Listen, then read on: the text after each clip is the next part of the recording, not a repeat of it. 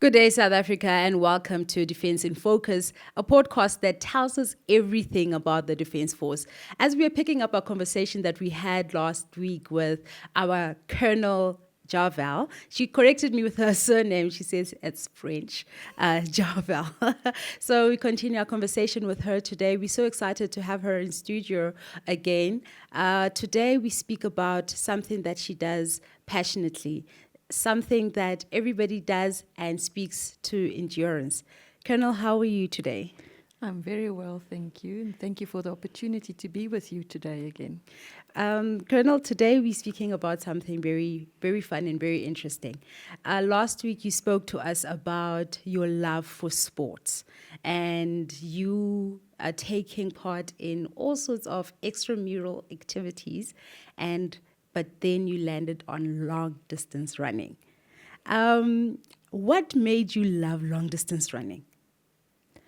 It actually started when I was at school. I grew up in KwaZulu-Natal, as I said in the previous episode, and that is the province that hosts the annual Comrades Marathon, which is also called the ultra-human race. Yeah.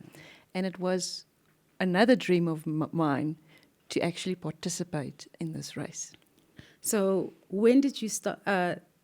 Did you actually participate in the Comrades? Let's start it there. Yes, my first participation was in 2014 at the young age of 42.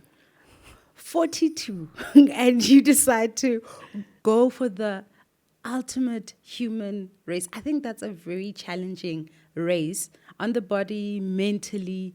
And why did you take it up at 42? When I worked at Defence Headquarters in 2011, I started gymming again, and I spoke to the biokinethicist, and I said to her, that's one of my dreams, to participate in the Comrades. And then she said to me she'll help me to strengthen me for a few years before I actually participate. So from 2011 till 2013, I did gym work for those 3 years. And then 2014, I participated in my first race. Sure. So, Colonel, you're speaking to me about somebody that has got dreams and goes for those dreams and achieve those dreams. So how many races have you done thus far? I've participated in my 9th Comrades this year, and I have successfully finished all of them. Okay. I have the opinion of, if you don't think you're going to finish the race, don't start. So I've never done a did not finish race before, and I've successfully completed my 9th Comrades this year. Colonel, what I'm picking up is you are somebody that sets goals and goes and achieves them. How many races do you want to achieve? In terms of Comrades Marathon? Yes. 10. When you complete your 10th Comrades, it's actually very special because you receive your permanent number, then you're part of the Green Number Club. And at the end of that race, one of the big Comrades icons actually hands it over to you. It is embroidered, and underneath your permanent number is a laurel. Now, for every 10 years you complete, there's an extra laurel underneath. So, and for me, just to receive the 10th Comrades green number is not good enough. I feel that I should do a back-to-back. That means an up and down Comrades in my green number. So I'll be doing 12, then I'm finished. Are you sure? Previously, we had people that are saying that the race is so addictive. They thought they would just do one. After the first one, they wanted to do a second one. Are you sure that after your 12th one, you'll be like, I'm done here? The preparation actually takes a lot of time. Being a full-time serving member, I have to prepare and do gym work in the mornings before office hours. And then after a day's work, I do my running. So it's actually taking a lot of time, and I just don't want to carry on with this forever. Yeah. I would rather then reach my goal when I'm young enough and then carry on with running, but shorter distances as a way of life. All right. Colonel, you speak about you ran 9 races, but I see 10 medals here. The Colonel came prepared. She came on with her cap with all her medals just to prove that she did actually run the Comrades. But there's 10 medals. Do you want to explain to us why there's 10 medals instead of 9? Yes. When you run your first race, it can be either the up or the down race. You get 1 medal. Mm-hmm. But when you do it consecutively, the second race, you get a back-to-back medal. So when you complete the second race, then you get your medal plus a back-to-back medal. That is why there is 10 medals. Oh, okay. But you get it only once. It's a once-off, yes. All right. And tell us, there's I see you've got 2014 where you started, and then you went all the way until 2019. Why the break between 2019 and 2023? It was COVID, hard lockdown in 2020. Yes. So there was no Comrades Marathons in 2020 and 2021. The next marathon after COVID was actually in 2022. But unfortunately, I couldn't run that year as I had COVID severely in my lungs, and my lungs was not strong enough by that time. So I actually worked at the Comrades that year at the tent, and I gave back in that way. But in 2023, I started running again. Oh, yes. I'm glad that you recovered from that. That is a lot of people don't speak about that. That what COVID actually did to us, especially physically. But then I did not know that it affected people to an extent that they are unable to run in these races. Do you know of many stories like yours? Yes, I do. But I must say the running has helped me with my rehabilitation after contracting COVID. After getting it in 2021, I started walking for 6 months. And then, because I could barely walk without holding onto something, no breath, no oxygen. But after 6 months, I started gradually jogging and then running again. And up to the stage which I could participate in races and do Comrades. But I am not as strong as I was in those days because it actually affected my immune system. But my immune system is also getting better. Yeah. So where I got sick every month, now maybe twice a year, that's not that bad anymore. Yeah, not so that I'm actually bad very glad that I'm getting better. Yeah. And the running actually makes your lungs strong and your heart strong. Yeah. So I will not stop. I'll just shorten the distances. Yeah. What's your personal best time? It was the 2019. It was the Up Comrades. I did a 10-hour 13. Oh, that's very good. That's very impressive. But now you're speaking about time and 10 hours. It brings me to the thought of the race. Basically, some people finish it in the 12 hours. What do you do or think about in the 12 hours on the road alone? What keeps you motivated to go an extra mile, an extra kilometer, that eventually you'll get to that? I heard that this year was like 91 kilometers that you ran to actually get there. What's pushing you on the road? I would personally get bored. There's so many thoughts that I can think of, but then just alone on the road for 12 hours, I think that must take something else. Very interesting question. However, my faith keeps me on going. That's my day that I have quiet time and I speak to the Lord the whole way.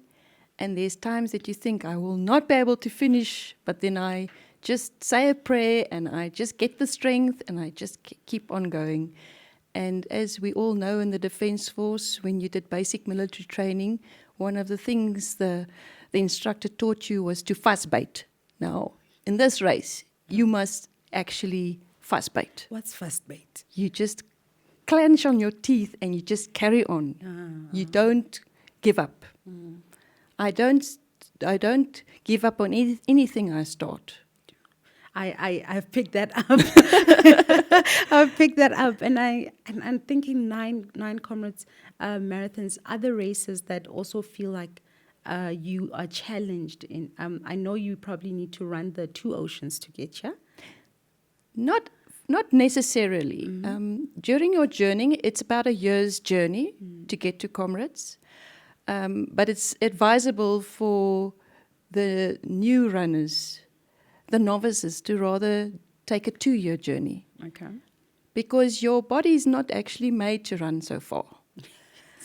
And to condition your body, you should increase the mileage gradually instead of doing it in a year. Otherwise, you'll battle with injuries. So during the journey, you start with 1 kilometer, 10 kilometers, 21, a few 42 kilometers, and then ultras like 50 kilometers and more. But to qualify to take part in the race, you have to do a minimum of a marathon, a 42.2 kilometer marathon. Then 2 oceans, yes, that's part of the preparation. It's more advisable to not run your best speed during that race, to rather take an easy run in preparation for Comrades. Like this year, I ran the Loskop, which is a 50 kilometer, and I also ran the Irene Ultra, which was a 48. The higher mileage ultras you do about a month or 2 before Comrades. That was part of the preparation to gradually increase your kilometers. Oh, okay. And then you don't do your best time with that? You just, no. Okay.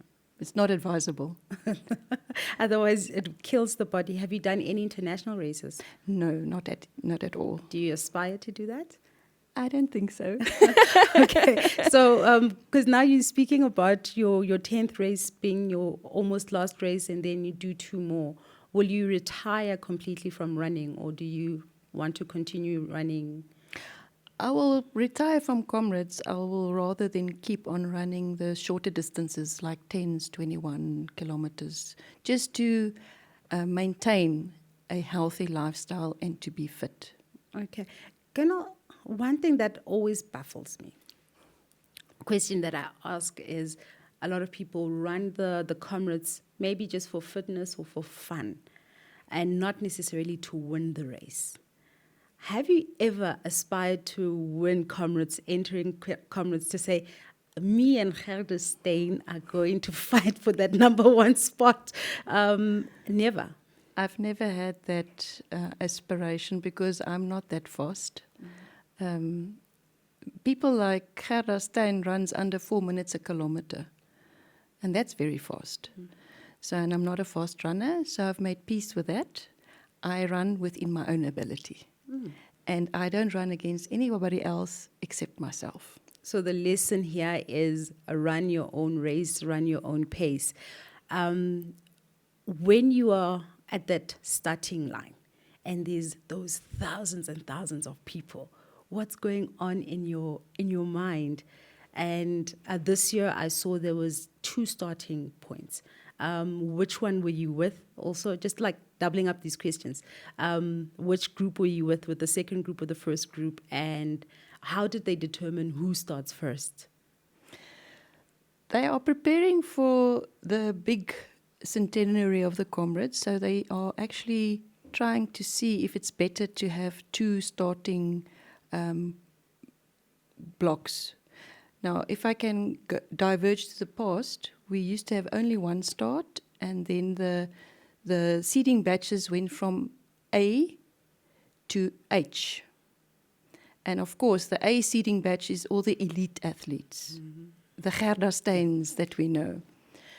And in this 9 years, I would start between the starting batch F or D. It depends on how my marathon time was to actually qualify. Yeah. Now, this year, I started in the second batch in N. Now, the first batch was from A to J. The second batch was from K to S. Normally, in the past, it would take me about 8 minutes to go over the line because it's gun to mat. So when the gun goes, the time starts.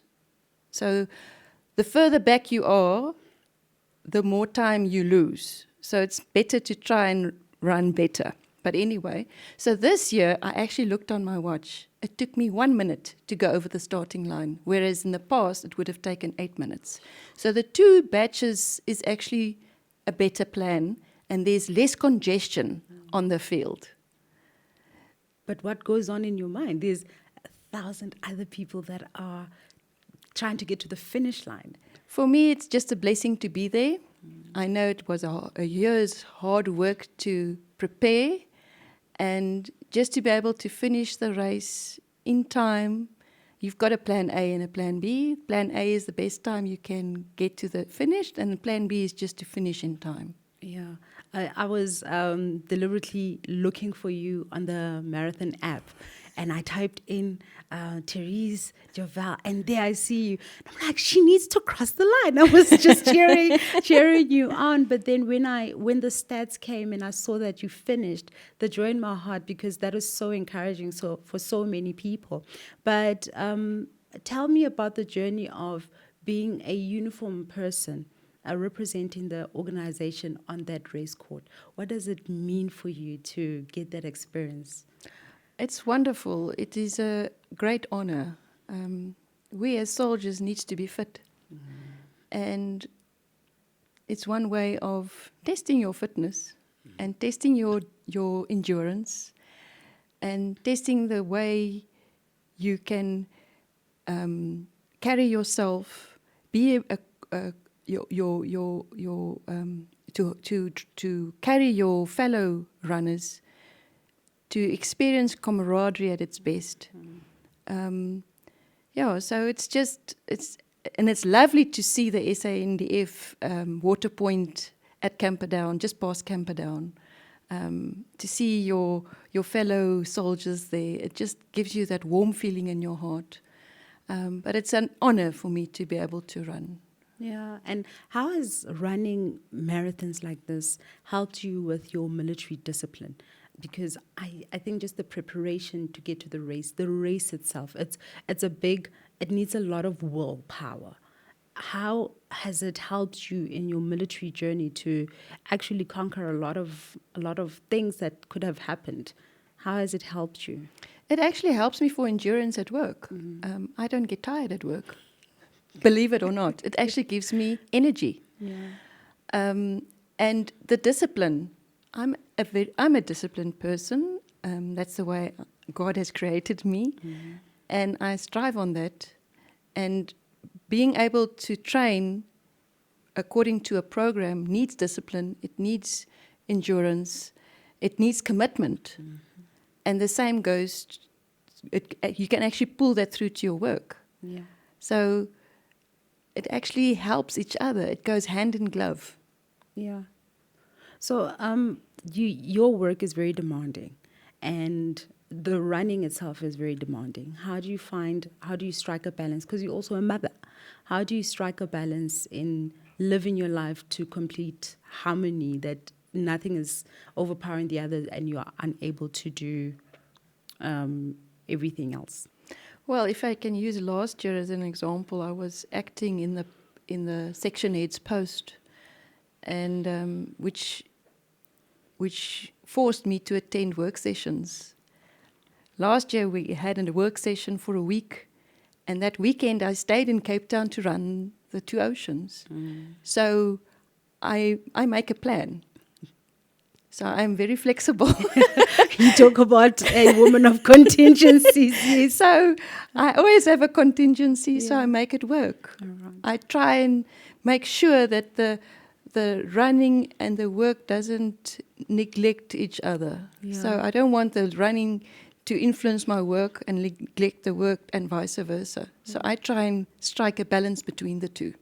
Sure, Colonel, you are sharing such an inspirational story, and we are so grateful to have people like you in the organization.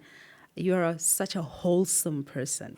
Not only are you efficient and do well in your work, but then even in the things that your personal goals that you set, you go and you achieve that. That is very admirable. Thank you for joining us. We have had you for 2 sessions, and there's so much more that we want to talk to you about. But time is constrains us. But thank you so much, and we will wrap it here today.